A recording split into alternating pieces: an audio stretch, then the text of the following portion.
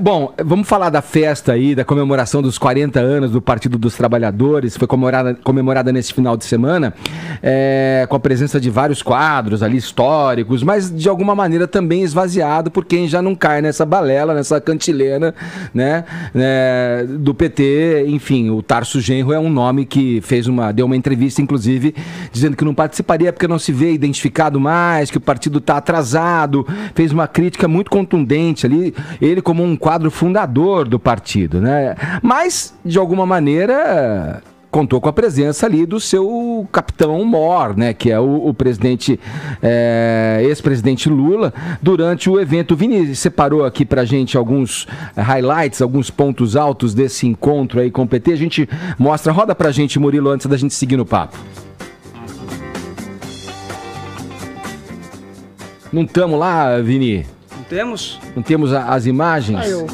Bom, a gente pode falar aqui então, vai lá, Vini. O Lula, ele participou desse evento aí no final de semana, então, sobre o PT. Ele fez algumas falas que chamaram a atenção. Uma delas, Edgar, rejeitando a tal da autocrítica, que é tanto pedido aí por parte do PT. Ele diz o seguinte: quem pede autocrítica pra mim é porque não tem do que me criticar.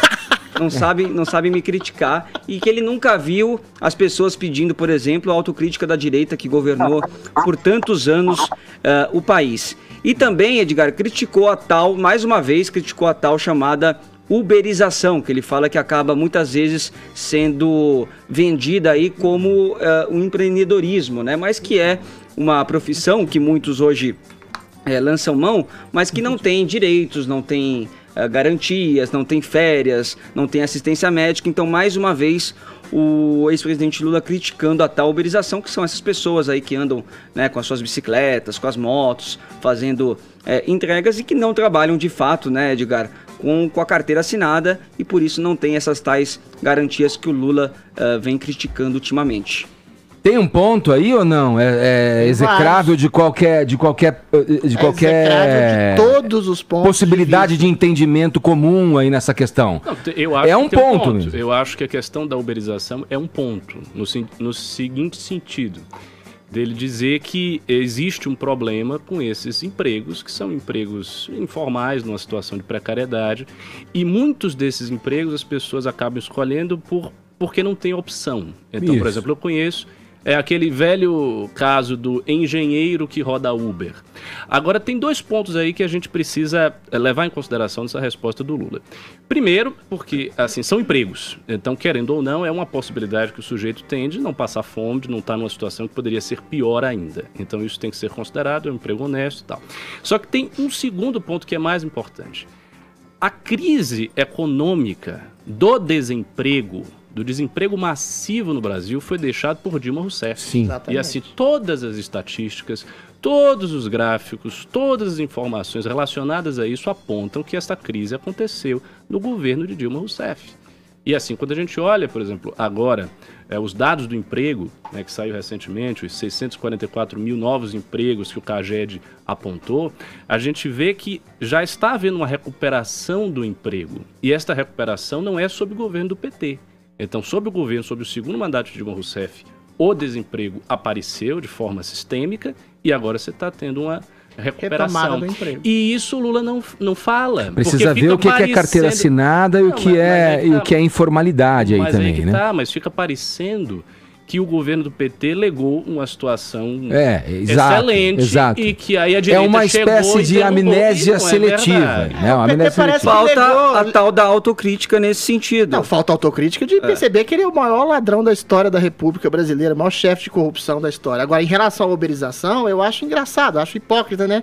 O próprio Mujica fala, tão santinho, tava presente nesse... tão onírico, né? Fala que a gente não pode ser escravo do dinheiro e do trabalho, a gente tem que dedicar ao mais pujante trabalho de uma vida, que é a construção dos afetos. Para você ter o trabalho da construção dos afetos e a dignidade para ter liberdade de exercer sua cidadania, você tem que ter primeiro emprego e o usufruto do dinheiro que o emprego dá para você ter direito à sua dignidade, né? A gente tem a fala do Freixo, que falou que quer destruir o governo, que o governo é o esgoto da história, mostrando a sua face stalinista. E a gente tem a fala do Lula, exatamente, colocando para baixo os empregos informais que na gestão do PT não foram exatamente criados Foram criados extremos direitos para nenhum emprego. Ou seja, ele vende uma falsa seguridade social de emprego de carteira assinada para deixar as pessoas sem trabalho, como foi o que fez a dona Dilma Rousseff. Em relação à autocrítica do PT e do Lula, isso é querer pedir de Narciso, que se afoga no próprio lago, na própria imagem, algum tipo de coisa que ele jamais dará. Eu acho que as falas do Lula são desprovidas de qualquer tipo de embasamento teórico, são completamente ridículas. O que é impressionante é exatamente como ele, Lula, com a sua psicopatia política, consegue desnudar a psicopatia política de outros. Como o próprio Mujica, falando essa frase absolutamente abstrata sobre afeto e sobre trabalho, essa justificativa socialista, que não quer dizer coisa alguma, e desnuda o próprio Marcelo Freixo, colocando a sua sanha autoritária e destrutiva e seu discurso de ódio, naquela aparência tão suave que ele tem, né, do Stalin que habita qualquer socialista de carteirinha. Mas eu só gostaria de puxar essa fala do Adriles, porque tem dois aspectos aí importantes. Primeiro, o Lula, né, desse evento aí com o PT é muito diferente do Lula que saiu da prisão e começou a dar entrevistas num sentido de caminho mais ao centro. Sim. Ou seja, no começo ele se manifesta, ele dá algumas entrevistas, até numa tentativa, né, no que pareceu uma tentativa, de tomar um possível eleitorado do Luciano Huck, e aí ele dá umas declarações um pouco mais calmas, até chegou, inclusive, a elogiar o Bolsonaro no tratamento em relação à Rede Globo e fez ali uma série isso agora de recentemente. Recentemente. E aí ele vai para um discurso para a militância e já radicaliza de novo. Ou seja, você tem ali esses dois extremos apresentados. E mais, se o que ele propõe em relação a esses empregos informais, a tal da uberização, é levado a cabo, né, como o PT está tentando levar aqui na Câmara Municipal de São Paulo, por exemplo, apresentando uma série de regulamentações, teoricamente, para proteger os motoristas de Uber, você acaba, na prática, inviabilizando, ou seja, você acaba gerando mais desemprego, diminuindo mais a renda da população, ou seja, aquilo que ele propõe como solução para um possível problema que ele apresenta, na verdade, acabaria agravando mais. Ou seja, eu vejo esse discurso dele mais como algo para animar uma militância que está em decadência, está cada vez mais desanimada, do que propriamente uma diretriz política para o partido. Então você endossa a política liberal do Paulo Guedes nesse governo, Fernando Rocha. Sim, muito bem, sim. Parabéns. Agora, não, vem cá, mas assim, só para... eu me referi aqui à fala, à entrevista do Tarso Genro, quando fala que o PT ficou para trás nessas relações trabalhistas, tudo. Agora, isso não pode, essa crítica toda merecida ao partido, essa derrocada pela qual o partido passa, muito justificada pela condução das coisas públicas que o PT empregou durante os anos que esteve ao poder, sendo leniente, para dizer o mínimo, com a corrupção. Agora, existe um ponto em que você tira a figura digamos, do patrão nessa relação de trabalho. Então, eu costumo andar de Uber, de 99, e a gente vive disso e pergunta para as pessoas.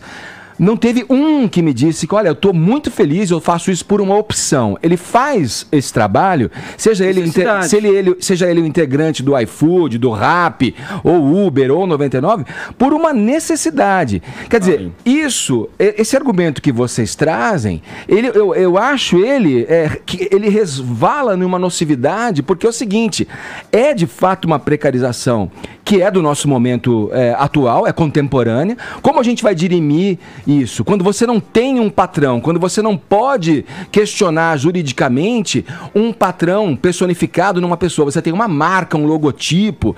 Quer dizer, é uma situação que tem que ser olhada e não justificada só, mas veja, poderia ser bem pior. Claro que poderia ser bem pior. Só que no fundo, em última análise, quem é que vai sofrer? A ponta fraca. De novo, a gente continua alimentando um modus operandi que nos trouxe até aqui.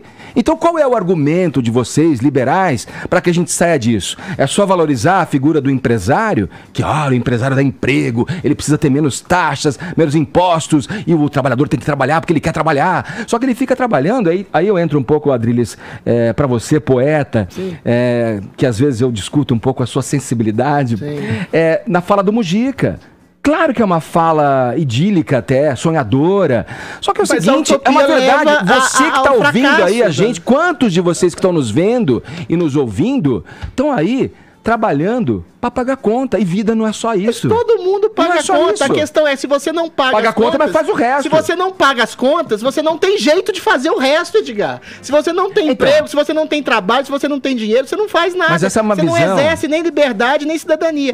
Você pode melhorar as condições de trabalho com a política estatal que aprimora exatamente essa economia liberal, mas você também pode prescindir de um patrão para estabelecer uma economia de crescimento liberal e que fornece aos empreendedores, eu falo padeiro, sorveteiro, não é mega empresário, que possam disponibilizar o seu dinheiro para pagar e o seu trabalho, a sua força de trabalho que oferece para as pessoas que querem trabalhar. Vamos ouvir o Holiday, porque eu não estou demonizando o empresário, eu só estou falando que sempre quem paga a conta é a parte mais fraca, é a ponta ali, é o trabalhador. Não, você tem que dar graças a Deus, meu amigo, que você está aí tendo esse trabalho para empatar a tua grana no fim do mês. Mas eu acho que tem um pressuposto nessa discussão aí, que é a liberdade do sujeito. Veja bem, na situação econômica na qual nós nos encontramos hoje, a enorme parte dessas pessoas que hoje são motoristas nesses aplicativos, ou motociclistas, enfim, não tem opção. São engenheiros que perderam seus empregos, são comerciantes que tiveram que fechar suas lojas, o padeiro que não consegue mais fazer o seu pão. São pessoas que têm ensino superior, às vezes até pós-graduação, e foram obrigadas a dirigir carro porque não encontram emprego. Então, se a nossa economia começa a liberar, ou seja, nós conseguimos a receber investimentos internos, novas companhias abrem, outras empresas começam a surgir, essas pessoas começam a recuperar os seus empregos nas áreas onde elas foram formadas, para aquilo que elas querem fazer, evidentemente que esse número de motoristas vai acabar diminuindo. E o que vai acontecer? As pessoas vão passar a ter escolha. Ela vai escolher o que vale mais a pena. Eu continuar trabalhando nesse aplicativo ou eu ainda não é. Emprego? Ainda não é uma escolha. Porque a gente está num sinal de... Mas a solução é mais empreendedorismo, não é? Exatamente. É mais capitalismo, não é menos. Enquanto nós tivermos liberdade econômica, uma legislação que restringe os investimentos, restringe a formação da iniciativa privada, restringe o crescimento e restringe a geração de riqueza, essas pessoas vão, de certa forma, acabar sendo obrigadas a trabalhar nessa situação. Agora, se elas têm essa escolha, se existem diversas escolhas por conta do liberalismo econômico, evidentemente que a empresa vai, de uma certa maneira, ser obrigada a melhorar as suas condições de trabalho. Você acha que existe um equilíbrio hoje na política, com o atual quadro, nessa circunstância que a gente vive na política, hoje de equilíbrio entre isso que você está dizendo e o bem-estar social promovido pelas políticas públicas? Você acha que essas coisas devem caminhar juntas e estão, ao seu ver, a contento nesse governo? Eu acho que, na verdade, está muito desequilibrado, porque o Estado no Brasil hoje ele ainda é gigantesco, por conta de décadas de governos que tiveram essa visão de mundo. Então acho que para a gente entrar num mínimo de equilíbrio, a gente precisa diminuir muito ainda esse Estado e desburocratizar muito a nossa legislação ainda.